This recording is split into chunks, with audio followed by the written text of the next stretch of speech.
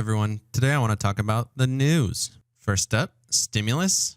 Newsflash, you're not going to get this one for a while. Next up, there's a plan to open America. Let's see what that looks like. And lastly, medium home prices reach all-time high in April. Let's find out why that is. As always, there will be some jelly at the end, which is something I enjoyed outside of the markets. For a mere $29.5 million, you can have this beautiful 6-bedroom, 16-bath mansion in Houston, Texas. A gate to keep out all the riffraff. A wonderful sitting room. A lavish bathroom. A very classic dining room. Not really sold on these green cabinets or whatever that wallpaper is. Kind of ugly, actually. Terrible ceiling. Ugh, I don't know what that is, but no. Like that ceiling, much better. Office, I'm guessing. Ah, here we go. Theater room. That's nice. Ooh, that's my favorite. Beautiful workout room. Nice pool. Keep your dreams in the front of your mind. Like and subscribe. Welcome to the Portfolio Bulletin. Let's get started.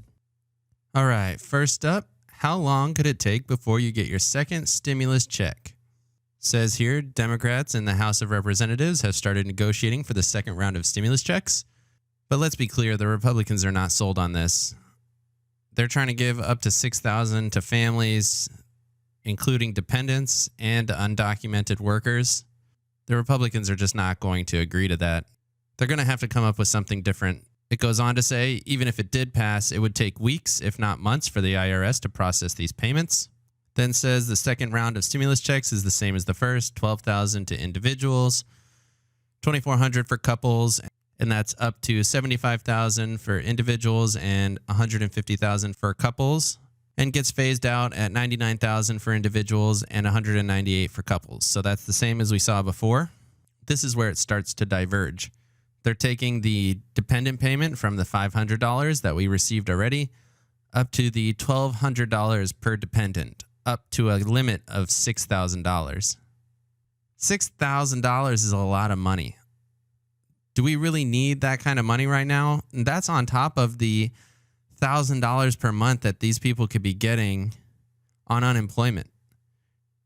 They were already getting $400 a week, which was increased to $600 per week with the last bill. Tack on another up to $6,000. First of all, this is going to cost way too much money. We already spent over $2 trillion the first time, which already seems like monopoly money, but this is ridiculous. I think we're overestimating how much people need to survive at this point. And does all this money really even mean anything if the stores aren't open? I guess I don't really see why the numbers are so high. But regardless, the Republicans are not going to agree to this simply because they included undocumented immigrants in this, and they're not going to give money to undocumented immigrants. It's just not going to happen. This continues on and says that Republicans in the Senate will not extend the additional unemployment benefits through the end of January. This is the $600 per week that I was talking about. It's supposed to end at the end of July, but they wanted to extend that to the end of January. Again, it seems ridiculous. We're supposed to be opening up the economy now in phases. If we're not open by the end of January, it's going to be a real situation. So McConnell declared that they're not going to extend that benefit, and they're currently kind of on pause in terms of putting out another stimulus bill. It goes on to say here that based on the congressional timeline estimated, it could take up to 20 weeks for all of those checks to land. That's 5 months from now. At that point, is it even worth it to spend and borrow that much money and just continue to add to the government debt? I don't see it, and I don't think the Republicans are going to see it either. This seems more like a headline bill than an actual bill that needs to pass or is going to pass. But everyone's talking about it, so I guess that's what they wanted. This part is just talking about the logistics of how they actually get these checks out to people. For adding dependents under 17 and adding undocumented immigrants, they would have to reduce the minimum level of taxes needed to be paid so that they could get checks out to the 17-year-olds. In terms of getting the checks out to undocumented workers, that's going to be a little bit more difficult. I don't know how exactly they will identify those people to get checks to them, but that presents its own set of problems. It says here another way that they could do it is send out the exact same checks they sent the first time. And then when people filed taxes in 2021, if they didn't get the full amount that they were owed or anything, they would get their additional money then, which furthers my point. Why would we be sending out checks in April of 2021 with tax returns? You could send out the checks as soon as people file in January if they have all of their documentation. But at that point, we're looking at 7 months from now. It seems not very useful. All right, next up, make the economy open again. Let's see what he's got in this plan. All right, overview. We got criteria, preparedness, and phase guidelines. All right, first up, criteria. We got downward trajectory of influenza-like symptoms. Pretty wide berth there over a 14-day period. Not sure how we track influenza-like symptoms or how those are being reported, but as long as they're going down, that's a good thing. Next up, we got a downward trajectory in documented cases. That would assume pretty wide berth of testing, or a downward trajectory in positive tests over a 14-day period with flat or increasing volume of tests. So you can't cheat. Test less people, you got less cases. You got to have at least the same amount of testing or increasing testing. And then it says here, hospitals, all patients treated without crisis care, and a robust testing program in place for all at-risk healthcare workers, including emerging antibody tests. I don't know about you, but it doesn't sound like the states are listening to this very much. The states that are opening don't have a very aggressive testing program going on, and antibody testing is definitely not in place either. So, kind of going ahead of the plan a little bit. That's a bold move. We'll see how that plays out. So here's that caveat. State and local officials may need to tailor the application of these criteria to local circumstances. So if you don't want to follow our rules, at least we can say we'd let you. Moving on to preparedness responsibilities. First up, we got testing and contact tracing. We need the ability to safely and efficiently screen and test, set up surveillance sites, and test for influenza-like indicated persons. And we got to have special sites for old people, poor people, minorities, and Native Americans. Ability to surge ICU capacity, that's important. Agree. Quickly and independently, sufficiently supply personal protective equipment. Not sure how we're doing on that. Might be a little bit behind on it. Then we got to protect the healthcare workers. Make sure that they have stuff and that they can be tested, especially if they're working at high-risk facilities like senior health facilities. This page says, individuals, don't be gross. Wash yourself, don't touch your face. Cough into tissues, not your hands. And disinfect and clean your house and the things around you. If you're sick, stay home. Super complicated. Employees, if you got to work, social distance, protective equipment, temperature checks, clean yourself, clean your areas, and only travel for business. Phase 1, here we go. All vulnerable individuals should stay home. All individuals, when out in public, socially distance. Don't gather in groups more than 10. Pretty straightforward. Minimize non-essential travel. Employers, tell your employees to telework. Return in phases if possible, and close common areas. It's all the same stuff we've been doing, just do it more carefully. It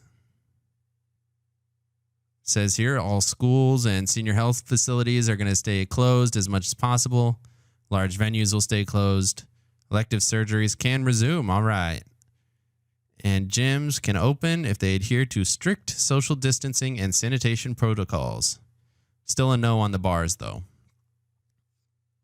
All right, on to phase 2. Vulnerable individuals, stay home. Everybody else, social distance. We got up to groups of 50, though. That's pretty exciting. And non-essential travel can resume. See how much of that ends up actually happening.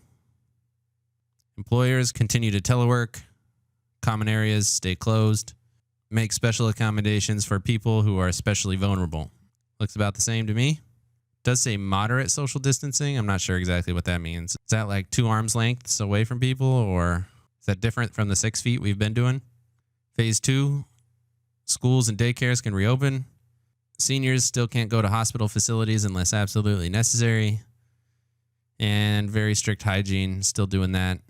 Ooh, large venues can open with moderate social distancing protocols. Guess we'll see exactly what that looks like. Elective surgery is still going on, and gyms still being strict. Ooh, bars may open with diminished standing room occupancy where applicable. Phase 3, everybody can go out. Low-risk populations can go into crowded environments for small amounts of time. Employers, unrestricted. Specific areas, visits to senior facilities can resume. Still probably wouldn't go, but you can. Large venues can operate under limited social distancing protocols. Gyms will reopen under standard sanitation policies, and bars can increase standing room occupancy. So we're there. We're basically there. Just a quick note, vulnerable individuals are old people and people with underlying conditions, in case you didn't know. I would definitely like to have an idea of how long this is going to take, and I would also like to know how many people have actually read this, because I sure hadn't before this. All right, last up. Median home prices reach an all-time high amid economic crisis. Finally, some positive news on the economy I get to talk about. This is very exciting. So, low inventories have driven market prices up to all-time highs. They are up 7.4% year over year. And it says here, this is largely due to the dearth of homes on the market. It says the annually adjusted rate of existing home sales fell by 4.33 million, a 17.8% drop in March, and a 17.2% fall from the same time in 2019. So basically, people are taking their homes off the market because they're not trying to sell right now, probably out of fear due to the Rona. And that's driving up housing markets. So, in essence, it's kind of good news because home values are going up, but it's kind of for the wrong reasons because people are not selling out of fear. This graph shows that existing home sales have dropped significantly, hence the large red bar here. The last time we saw a drop this heavy was around 2010, and that appears to be the result of the 2008 crisis. It says here, sales have slumped, and the lack of inventory has led to price gains. So if you're willing to sell in the Rona times, then you could probably get a good price.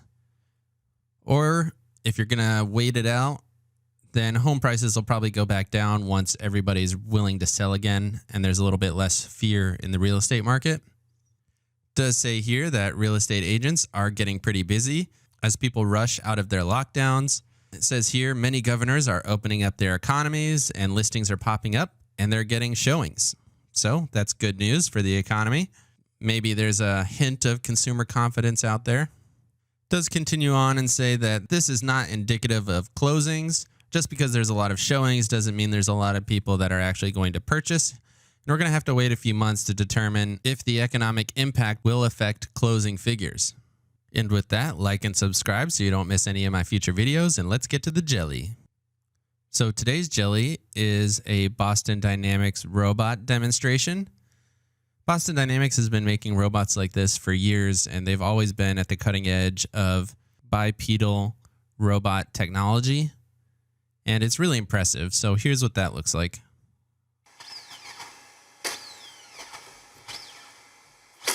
They've managed to program it to do some gymnastics.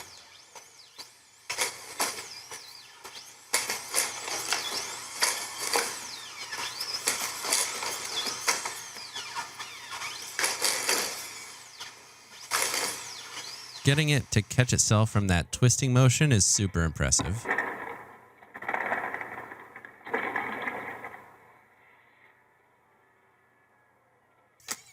You can see here it's walking over uneven and slick terrain.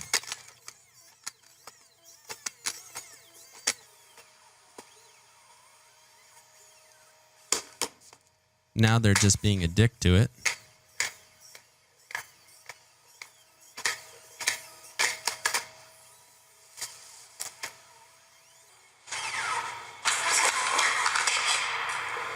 More of them being a dick to it.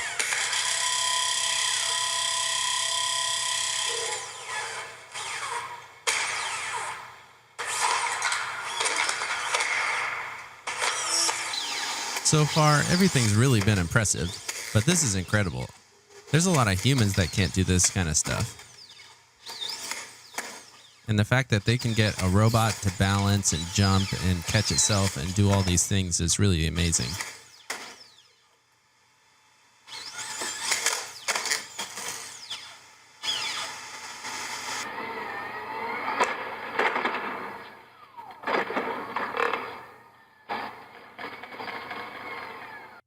As you can see, the physics with these robots is truly incredible, and they've come a long way since they started.